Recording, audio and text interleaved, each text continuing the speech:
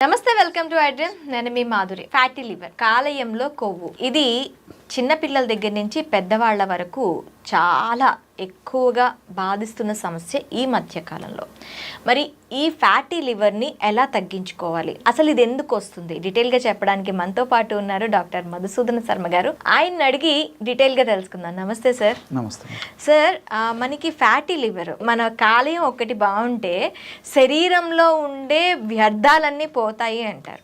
So అలాంటి కాలేయానికే ఇప్పుడు కొవ్వు చేరి అదే బాధింపబడితే ఇంకా శరీరం అంతా కూడాను బాధింపబడాల్సి వస్తూ ఉంటుంది. కాలేయంలో కొవ్వు చేరటం అసలు ఎందుకు జరుగుతుంది, దీన్ని తగ్గించుకోవడానికి మనం ఏం చేయాలి, అది కూడా మనకి దగ్గర చిన్న చిన్న రెమెడీస్తోనే ఏం చేయాలో చెప్తాను. ఓకేమ్మా, చెప్తానమ్మా. యాక్చువల్గా నీరు కప్పిన నిప్పులో మొదలవుతుందమ్మా. ఇది చాప కింద నీరులా ఈ సమస్య పెరిగిపోతుంటుందమ్మా. నూటిలో దాదాపు అందరం చెప్పుకోవచ్చమ్మా, ఫస్ట్ స్టేజ్లో ఉన్నప్పుడు కాలేయంలో కొవ్వు చేరిందని కూడా తెలియదమ్మా. మనం ఏదైనా వేరే ప్రాబ్లమ్స్ ఉన్నప్పుడు కానీ ఏదైనా జనరల్గా డాక్టర్స్ దగ్గరికి పోయి జనరల్ చెకప్ చేయించుకున్నప్పుడు వాళ్ళు స్కాన్ చేస్తే స్కాన్లో బయటపడుతుందమ్మా. అందుకే నీరు కప్పిన నిప్పు అని చెప్పి చెప్పడం జరిగిందమ్మా. ఇది లోపల చెడుపు చేసేటువంటి చెడుపు చేస్తుంటుంది బాడీకి, కానీ ఒక స్టేజ్ వరకు బయటపడుతుందమ్మా. సో అందుకే అటువంటి పరిస్థితి కనీసం మనకు తెలిసినప్పుడన్నా మేల్కొని ఆ సమస్య తొలగించుకోవడం మంచిదమ్మా. సో దీన్నే ఫ్యాటీ లివర్ అని చెప్పేసి అంటారమ్మా. ఈ సమస్య వచ్చేందుకు ఏంటంటే మనం తీసుకునేటువంటి ఆహార పదార్థాలు, అదేవిధంగా మనం వ్యాయామం చేయకుండా ఉండడం, ఈ రెండు ప్రధానమైన కారణాలమ్మా.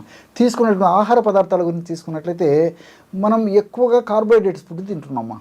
పిండి పదార్థాలు, ఉదయం పూట పిండి పదార్థాలు, మధ్యాహ్నం పూట పిండి పదార్థాలు, రాత్రి పూట పిండి పదార్థాలు. అథవా ఈ రోజుల్లో 4 సార్లు 5 సార్లు ఫుడ్ తీసుకోవడం కూడా మొదలైంది కదమ్మా. కల్చర్ మారిపోయింది. స్నాక్స్ అని చెప్పేసి, మళ్ళీ ఫంక్షన్ అని చెప్పేసి, తెలిసిన వాళ్ళ ఇంటికి పోయినామని చెప్పేసి ఏదో ఒకటి. సో ఎప్పుడు తీసుకున్నా కార్బోహైడ్రేట్స్ అమ్మా. ఫర్ ఎగ్జాంపుల్ ఉదయం పూట తీసుకుంటే ఇడ్లీ, దోశ, ఉప్మా, చపాతి, పూరి, మీరు ఏమైనా తీసుకోండి, మొత్తం కార్బోహైడ్రేట్స్ ఎక్కువ శాతం, అది వదిలేసేయండి.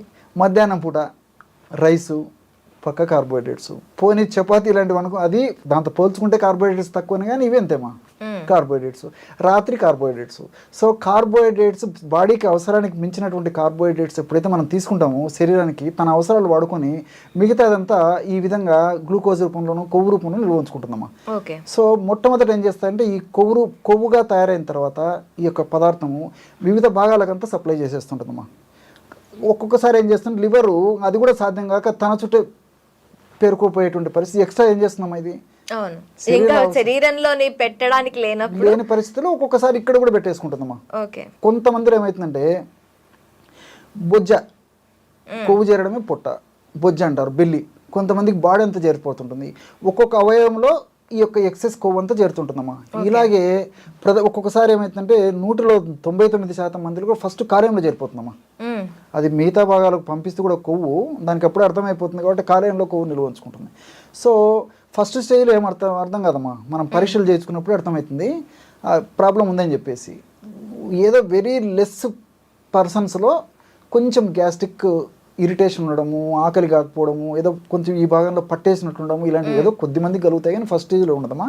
ఇది సెకండ్ స్టేజ్కి మారినప్పుడు లక్షణాలు మొదలవుతాయమ్మా. ఆకలి కాకపోవడము, కడుపులో మంటగా ఉండడము, అరుచిగా ఉండడము ఏమా, తర్వాత ఈ గ్యాస్ట్రిక్ సంబంధించినట్టు పొట్ట ఉబ్బరంగా ఉండడము, ఇలాంటి లక్షణాలు ఫ్యాటీ లివర్ వల్ల మొదలైపోతుంటాయి అన్నమాట. తర్వాత దీన్ని కూడా అశ్రద్ధ చేస్తేమా అది థర్డ్ స్టేజ్కి వెళ్ళిపోతుందమ్మా. ఆ థర్డ్ స్టేజ్లో సిరోసిస్ ఆఫ్ లివర్ అనేటువంటి స్టేజ్ వచ్చేస్తుంది అనమాట.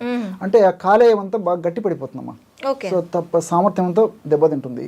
సో దానివల్ల ఏమవుతుందంటే ముఖము, కాళ్ళు, చేతులు వాపులు వచ్చేస్తాయమ్మా.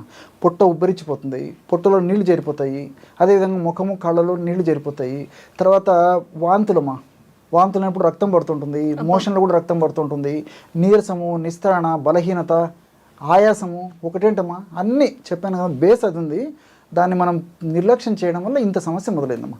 కాబట్టి ఈ ఫ్యాటీ లివర్ అనేటువంటి సమస్య ఈ రోజుల్లో ఇంచుమించు 20-25 సంవత్సరాలు దాటినటువంటి వాళ్ళలో 190% మందిలో ఉంటుందమ్మా. మేము ఎంతమందిని గమనిస్తుంటాం కదా, ప్రతి పేషెంట్లో మీరు గమనించండి, కావాలంటే స్కాన్ రిపోర్ట్ చూస్తే 190% మందిలో అమ్మా 25 సంవత్సరాలు దాటినటువంటి వాళ్ళలో చాలా మందిలో 95% మందిలో ఈ ప్రాబ్లం కనిపిస్తుంది.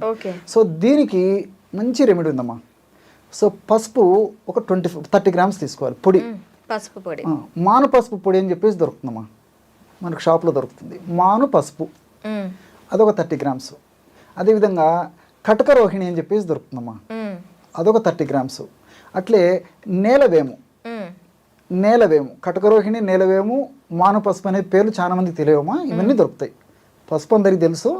సో అదొక పసుపు, మాను పసుపు, కటకరోహిణి, కటకరోహిణి, నేలవేము, అన్ని పౌడర్స్ ఒక 30 గ్రామ్స్ కలపాలమ్మా. సో ఆ 30 గ్రామ్స్ అన్ని ఒక్కొక్కటి కలపడం వల్ల 120 గ్రామ్స్ పౌడర్ తయారవుతుందమ్మా. ఈ 120 గ్రామ్స్ పౌడర్ మనకు 1 మంత్కి వస్తుంది. 1 మంత్ అయిన తర్వాత అవసరం మళ్ళీ వాడుకుంటుండొచ్చు మా, ఎక్కువ రోజులు వాడినా ఏమి ఇబ్బంది ఉండదు. దీనివల్ల సైడ్ ఎఫెక్ట్స్ ఏముండదు, అన్ని సైడ్ బెనిఫిట్స్ ఉంటాయి. వెయిట్ కూడా తగ్గుతారమ్మా. లివర్లో చేరినటువంటి ఫ్యాట్కి మనం మందు వాడితే వెయిట్ తగ్గుతారు, ఈ యొక్క పొట్ట కూడా తగ్గుతుందమ్మా ఆ మెడిసిన్ వల్ల. అది బెనిఫిట్ అనమాట. ఎలా వాడుకోవాలంటే మా, రోజు ఉదయం ఆహారానికి ముందు ఒకసారి, రాత్రి ఆహారానికి ముందు ఒకసారి, ఒక అరగంట ముందు ఒక 200 ml వాటర్ తీసుకోవాలి. 200 ml వాటర్లో జస్ట్ 2 గ్రామ్స్ అమ్మా, ఇది కొంచెం చేదు ఉంటుంది కాబట్టి కొంచెం ఇబ్బంది లేకుండా ఉండాలంటే జస్ట్ 2 గ్రామ్సే సరిపోతుందమ్మా, ఎక్కువ డోస్ కూడా అవసరం లేదు. అంటే ½ టీ స్పూన్ కంటే కూడా తక్కువ కలిపేసేసి పొయ్యి మీద పెట్టేసి ఒక 100 ml నీళ్లు మిగిలేటట్టు మరిగించాలమ్మా. 200 ml లో మనం 2 గ్రామ్స్ ఆఫ్ పౌడర్ వేసి 100 ml మరిగించేసి దించేసేసి గోరువెచ్చగా ఉన్నప్పుడు వడగట్టేసేయాలమ్మా. వడగట్టేసేసి అవసరమైతే అందులో ఒక స్పూన్ ఒరిజినల్ స్వచ్ఛమైన తేనె కలుపుకోవచ్చమ్మా. అలాగే తాగలిగితే తాగొచ్చు. ఒకవేళ కొంచెం చేదు ఉంటుంది కాబట్టి కొంచెం ఆ బిటర్నెస్ పోవాలంటే ఈ యొక్క తేనె కలుపుకుంటే సరిపోతుంది. సో అట్లా ఉదయం ఒకసారి, రాత్రి ఒకసారి, ఈ విధంగా రెగ్యులర్గా చేసుకోవడం వల్ల చాలా సమర్థవంతమైన ఫలితాలు కలుగుతాయమ్మా.